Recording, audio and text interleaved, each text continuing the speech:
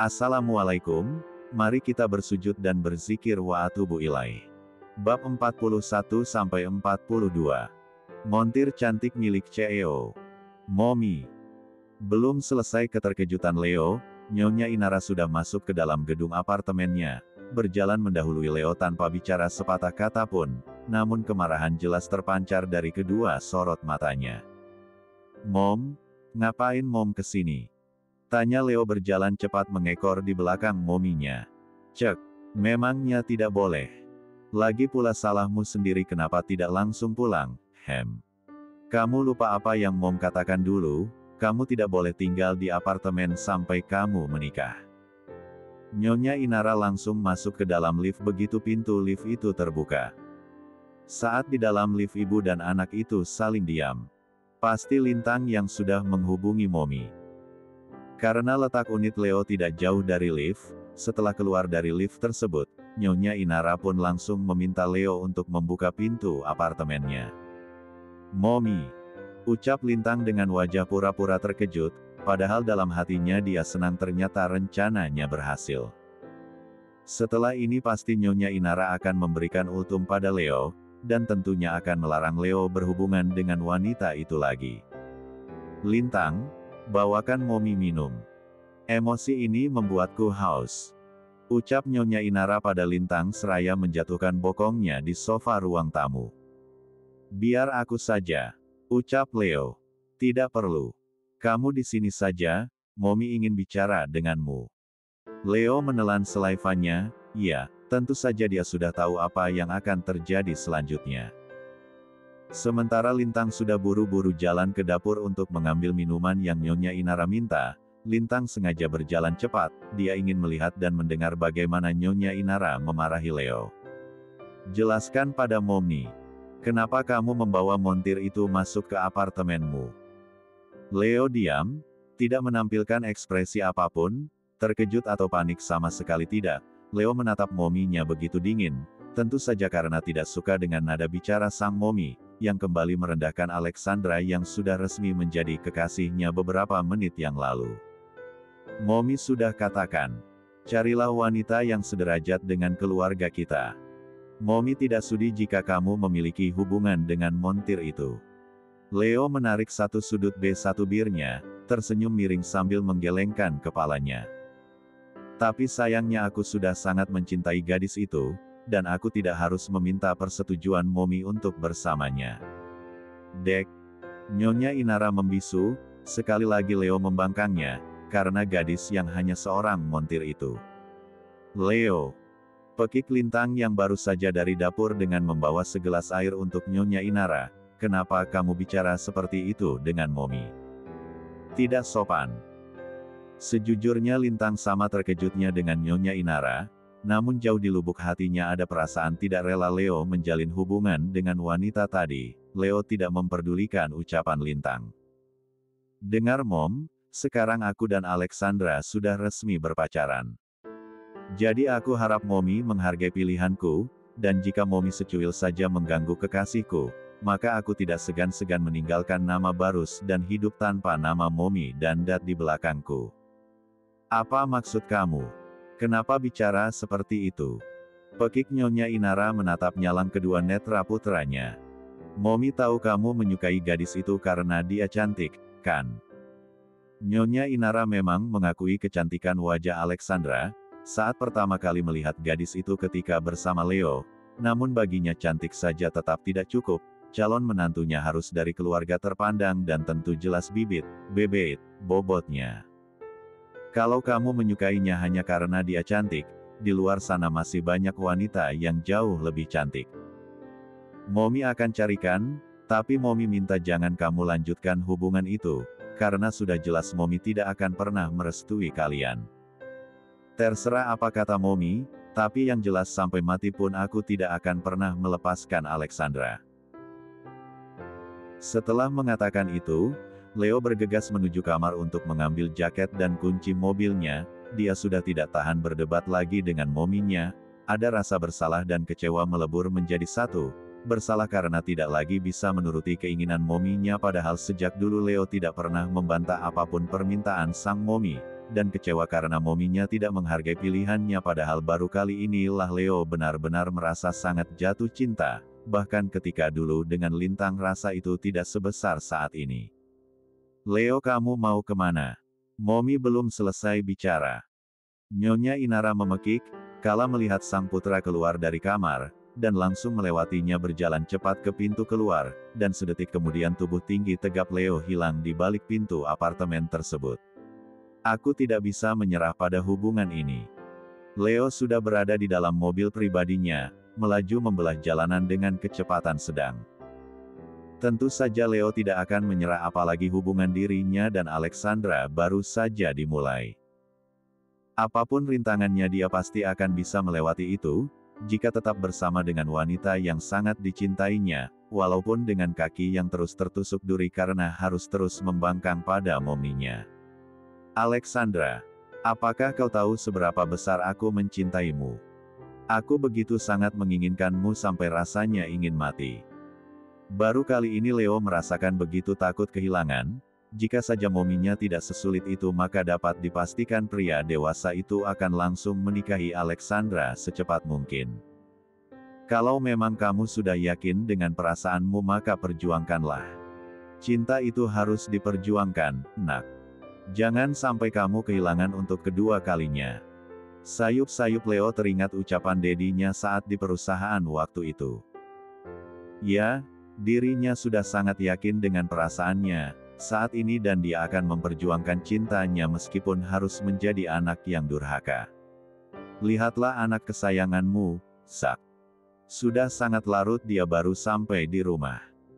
Nyonya Sophie datang dari arah belakang saat mendengar suara motor Alexandra, sementara Tuan Zack sejak beberapa jam yang lalu menunggu, sudah setia menunggu putrinya pulang di kursi yang ada di teras depan rumahnya.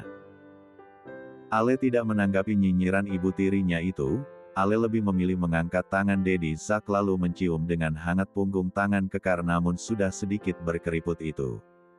Kamu sudah makan malam? Tanya Dat Zack pada putrinya. Jangan bilang Dat belum makan malam lagi karena menungguku seperti kemarin. Tanya Ale panik, karena ini sudah pukul 10:30 malam, jangan sampai dedinya sakit karena selalu telat makan. Dat Zack menggeleng, Dat sudah makan malam bersama dengan klien, sayang. Ayo masuk, pasti kamu lelah. Ucap Dat Zack tanpa bertanya kemana selama 2 hari ini, pergi pagi dan sekarang pulang sangat larut malam. Keduanya langsung berjalan melewati Nyonya Sophie seakan perempuan itu tidak ada di sana. Kalian berdua memang keterlaluan. Pekik Nyonya Sophie hingga membuat Ale berhenti melangkah.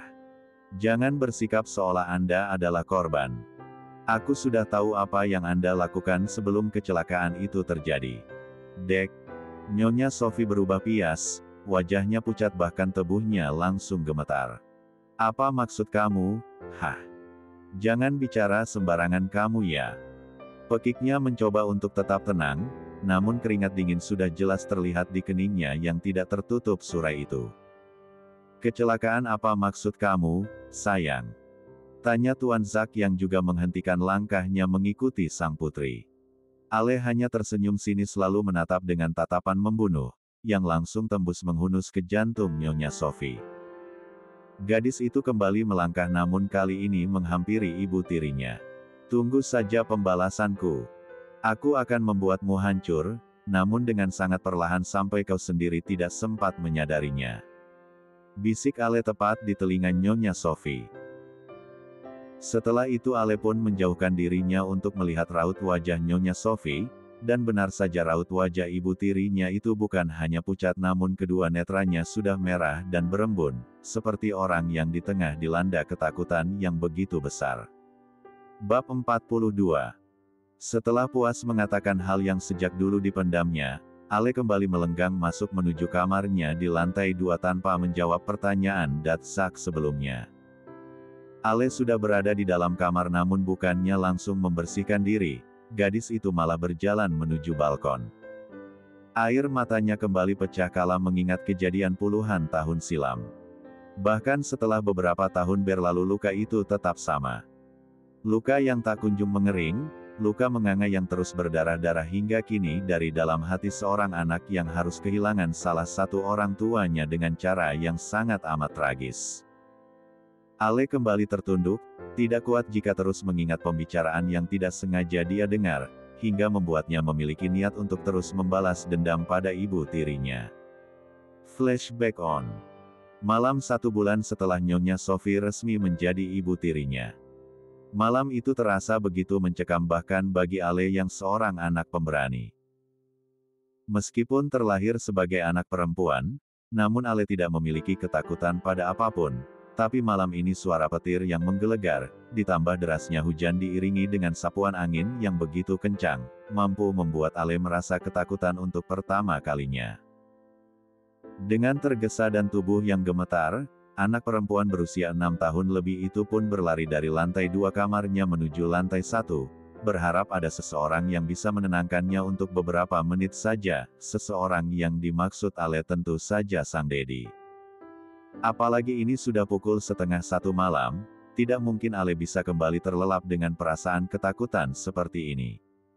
"Dad," panggil Ale saat sudah di lantai 1 dan tepat di depan kamar Dedi dan ibu tirinya. Ale sengaja tidak mengetuk pintu, dia tidak ingin ikut membangunkan ibu tirinya. "Dad." "Non Evelyn." Ale menoleh ke belakang saat suara yang begitu familiar terdengar memanggil namanya. "Non, Tuan sedang tidak di rumah. Beliau titip pesan beberapa hari ini tidak bisa pulang karena ada perjalanan bisnis ke luar negeri," sambung si bibi sang asisten rumah tangga. Ale berwajah muram mendengar informasi dari Bi Rahmi. "Ada apa, Non? Apa Non memerlukan sesuatu?" Ale menggeleng cepat saat melihat wajah Bi Rahmi yang sepertinya sangat lelah. Ale yakin pasti Bi Rahmi terbangun karena mendengar suaranya yang tadi memanggil Datsak. "Ya sudah, Bi Rahmi lanjut istirahat saja. Aku mau ambil minum." Ale berjalan menuju dapur dan mengambil segelas air putih. Semoga setelah meminumnya Ale bisa merasa sedikit lebih tenang. Setelah itu, Ale pun kembali ke lantai 2. Ketakutannya sudah memudar seiring dengan berhentinya gemuruh dan meredanya hujan yang turun tadi. Terlihat dari anak tangga tempat Ale berdiri saat ini, kamar adik tirinya yang terbuka sedikit hingga cahaya kamar terpantul, mendominasi koridor yang lampunya memang sudah dimatikan. Karena kamar Ale berada tidak jauh dari tangga yang menghubungkan lantai 1 dan 2, jadi saat Ale turun tadi dia sama sekali tidak menoleh ke belakang di mana kamar Fanya berada. Sayup-sayup terdengar seseorang tengah bicara, Ale berjalan perlahan mengikuti suara itu. "Kenapa kau susah sekali dihubungi? Kemana saja selama ini?" "Hah?" Ale melebarkan telinganya, Ale tahu siapa pemilik suara itu, tentu saja ibu tirinya. Awalnya Ale tidak tertarik mendengar kelanjutan percakapan itu, namun ada satu kalimat yang membuat bocah itu menghentikan langkah menuju ke kamarnya. "Aku tidak mau disalahkan atas kecelakaan yang terjadi pada Dahlia. Kalau ada apa-apa kau yang harus bertanggung jawab, Irham." "Dek." Ale mematung di tempat, kedua netranya mulai berembun, perlahan saat kesadarannya mulai kembali, bocah itu pun kembali melangkah namun kali ini berdiri tepat di balik pintu. "Iya, aku memang yang menyuruhmu merusak mesin mobilnya, tapi aku tidak memintamu membuat dia mati. Aku hanya ingin dia cacat dan tidak bisa lagi melayani Zack. Kenapa kau malah membuat mobilnya terbakar sampai hangus? Dasar bedoh. Pokoknya aku tidak mau sampai terlibat jika pihak berwenang menyelidiki kasus ini lebih lanjut." Mata Ale membulat sempurna, tubuhnya kembali bergetar hebat, air matanya luruh membasahi kedua netra gadis kecil itu. Pada saat yang sama, pintu kamar Fanya tiba-tiba terbuka lebar, tanpa pikir panjang Ale langsung bersembunyi di balik tembok, yang jadi penyekat kamar itu dengan ruangan tengah di lantai 2. Ale menggelengkan kepalanya, mencoba untuk tetap tenang meski hati dan pikirannya saat ini sangat kacau dan sedih. Suara obrolan di telepon itu tidak terlalu keras, namun isi pembicaraannya sukses menghentak jantung Alexandra. Sungguh sulit dipercaya apa yang gadis itu dengar barusan. Bahkan tidak pernah terbersit bahwa Nyonya Sophie adalah dalang dari meninggalnya sang Momni. Apa yang Ale dengar tadi bukan perkara main-main. Ini soal pembunuhan berencana yang dilakukan oleh ibu tirinya sendiri. Ingin tidak percaya namun telinganya sendiri yang mendengar langsung. Mana mungkin bisa dengan mudah diingkari. Ale terus bersembunyi, dan kala mendengar pintu kamar Fanya kembali tertutup, dan terdengar juga langkah kaki seseorang menuruni anak tangga, akhirnya Ale keluar dari persembunyiannya dan segera berlari ke kamarnya. Ale menangis sejadi-jadinya, sejak saat itu Ale benar-benar sangat membenci Nyonya Sophie dan berjanji pada dirinya akan membalas semua yang telah wanita itu lakukan hingga ke akarnya. Jangan tanyakan kenapa Ale kecil tidak memberitahu pada Dedi Zack soal ini, karena Ale saat itu masih sangat shock dan trauma, bocah itu memilih bungkam bahkan setelah itu Ale hanya bicara seperlunya saja. Jika ditanya oleh Dat Zack maka dia akan menjawab dengan anggukan atau gelengan kepala. Beberapa tahun hingga dia dikirim ke luar negeri Ale menjadi luka yang tak kunjung mengering, luka menganga yang terus berdarah-darah hingga kini dari dalam hati seorang anak yang harus kehilangan salah satu orang tuanya dengan cara yang sangat amat tragis. Ale kembali tertunduk, tidak kuat jika terus mengingat pembicaraan yang tidak sengaja dia dengar hingga membuatnya memiliki niat untuk terus membalas dendam pada ibu tirinya. Flashback off. Setelah puas mencurahkan kesedihannya pada gelapnya malam, Ale segera masuk ke dalam kamar mandinya untuk membersihkan diri. 1 jam lebih Ale berada di dalam sana, berendam dengan air hangat mampu membuat tubuhnya kembali rileks dan sedikit melupakan beban pikiran yang dia derita selama ini. Selepas mandi dan memakai piyarna tidur, Ale langsung naik ke atas kasur berukuran king miliknya. Biasanya Ale enggan untuk mengecek ponsel sebelum tidur, namun kali ini Ale penasaran apakah Leo menghubunginya atau tidak. Ale tersenyum kala melihat ada 10 panggilan tak terjawab dan 12 pesan masuk. Dari nomor ponsel yang tidak ada di kontaknya. Kamu sudah sampai di rumah atau belum? Kamu di mana? Sayang. Alexandra. Kenapa tidak memberi kabar 3? Ini sudah lebih dari 1 jam sejak kamu meninggalkan apartemenku, sebenarnya kamu di mana? Aku khawatir. Angkat teleponnya. Dan masih banyak lagi pesan yang Leo kirim melalui APK WhatsApp pada Alexandra. Ale terus tersenyum membaca pesan Leo berulang-ulang, ada perasaan hangat yang menjalar ke dasar hatinya. Ternyata seperti ini rasanya menjadi berharga.